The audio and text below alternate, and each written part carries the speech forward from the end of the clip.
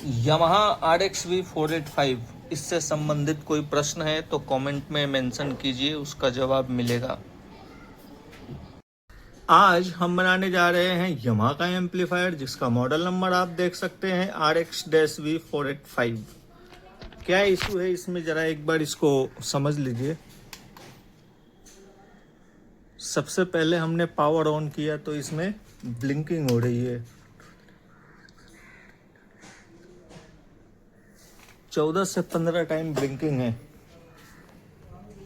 अब मैं इसको ऑफ करके ऑन करता हूं एक बार।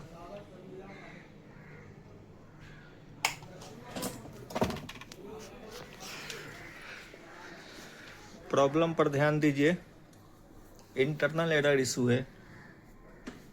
और ये आने के बाद यदि हम इसको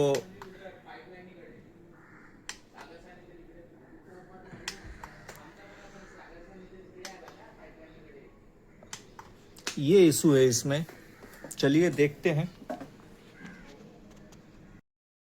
सबसे पहले हमने काम किया है वो ये किया है कि फ्रंट के सारे स्विचेस रिप्लेस किए हैं।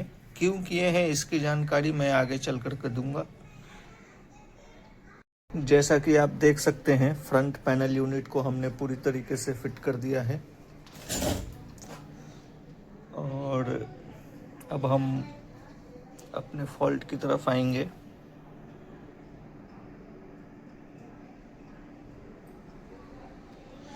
चलिए हम चेक करते हैं क्या निकल कर आता है, इसकी जानकारी हम आपको देंगे।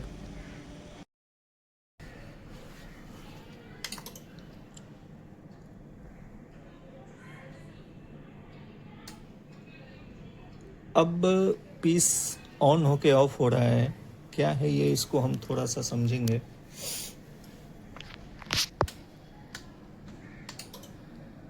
डीसी प्रोटेक्शन क्या है ये, इसको हम देखते हैं जरा। बॉयफ्रेंड वो एक नोट बनाकर जार में डाल देते हैं। अब जब भी इन दोनों के पास टाइम होता है, आधा घंटा 1 घंटा टू गेट नॉटी, वो जार में से एक पर्ची निकलती है। अब उस पर्ची में किसी भी एक इंसान की फैंटेसी हो सकती है, या मेरी बेस्टी की या उसकी बॉयफ्रेंड की, but they and up living out that fantasy. और उस जार का नाम ही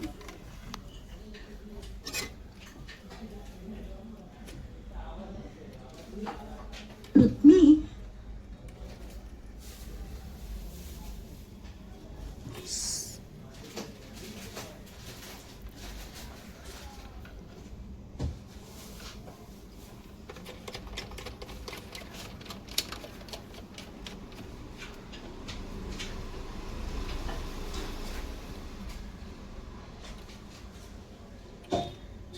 सिर्फ एक ही स्पीकर में आवाज है, क्या मसला है ये, देखते हैं जरा।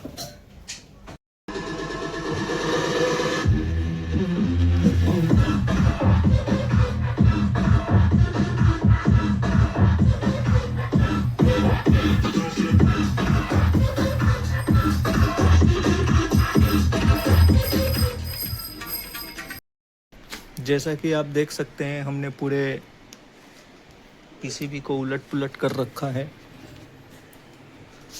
और अब जो है हम उस फ्रीक्वेंसी की चर्चा करेंगे जो अपना एक चैनल में नहीं आ रहा था।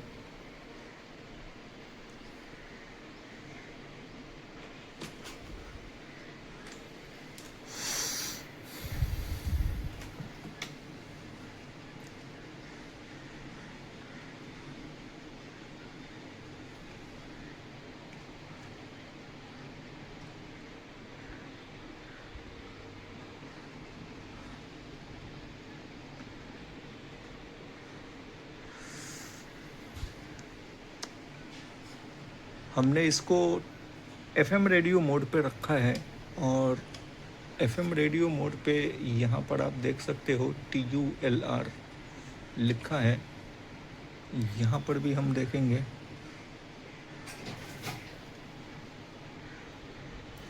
अरे यार यहाँ पर भी नहीं है।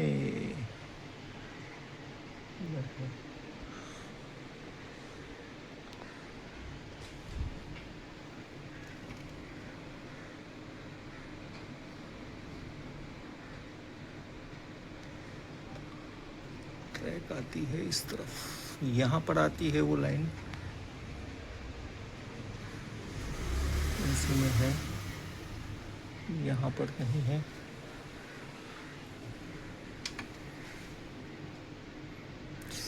इनपुट है इधर, यहाँ पर सप्लाई है, तो ज़रा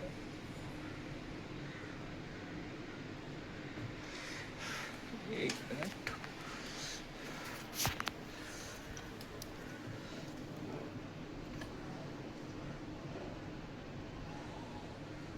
ये है एक लेफ्ट,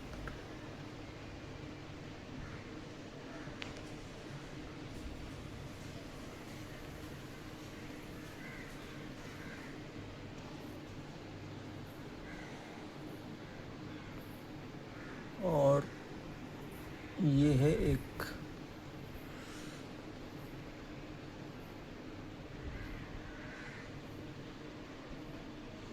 कहने का अर्थ ये है कि जो रेडियो से संबंधित जो दिक्कत आ रही है वो है यहाँ पर लगने वाले ओपेम आईसी। इनपुट सेक्शन पे ऑडियो फ्रीक्वेंसी है दोनों ही चैनल में लेफ्ट राइट, लेकिन यहाँ से जो आउट होती है ये दो कैपेसिटर के माध्यम से, वो दिक्कत वहाँ पर है। क्या है इसको हम ज़रा देखते हैं।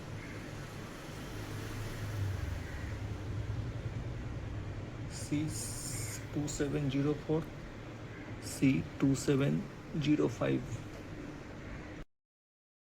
ध्यान देंगे हम इस आईसी पे। ये आईसी एक तरह से ओपेम आईसी है, जैसे 4588 आईसी का इस्तेमाल हम करते हैं। इसका पिन नंबर 4 ग्राउंड है, 8 सप्लाई है। और अभी जो हमने देखा था, ध्यान दीजिए यहाँ पर, ये ऑडियो आउट की पॉइंट है,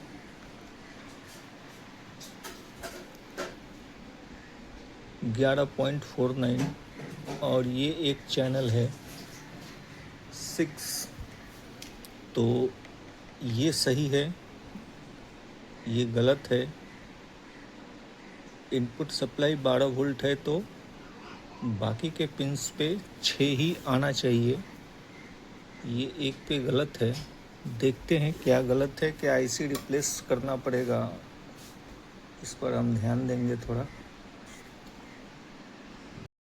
इस आईसी को हम रिप्लेस करेंगे, भेजा है मार्केट में लाने के लिए। तब तक हम आते हैं यहाँ पर, इसके सराउंड सेक्शन की आईसी को हम रिप्लेस करेंगे।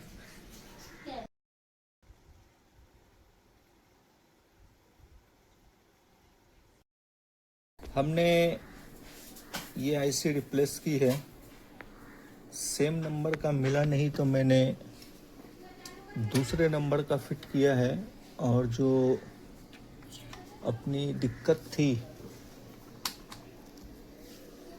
एक चैनल पे 12 वोल्ट सप्लाई आने की, वो अभी भी बनी हुई है। क्या है ये दिक्कत, कुछ और है, इसको हम थोड़ा समझेंगे। क्या फॉल्ट मिला है इस पर ध्यान दीजिए। यहाँ पर लगने वाला रेजिस्टेंस जो कि हमने अलग से लगाया है, फ़िलहाल नॉर्मल लगाया है, एसएमडी बाद में करेंगे। और ये है वो रेजिस्टेंस, ध्यान दीजिए।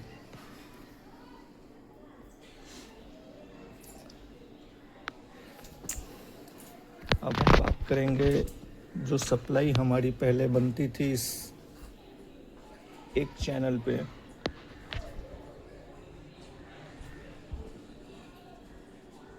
ये आईसी भी हम जो पुरानी वाली थी वही लगाएंगे, देखते हैं आगे। At Radio Nasha Official, subscribe करो for exclusive interviews, special celebrations and much more। और आपके favorite retro cool गानों के लिए stay tuned to 91.9 FM Radio Nasha। फिर वही दीवानगी। जैसा कि आप देख सकते हैं, मैंने पुरानी आईसी को फिट कर दिया है और जो यहाँ पर 100K के रेजिस्टेंस होने चाहिए SMD मोड में हमने लगा दिया है। और सप्लाई आप देख सकते हैं।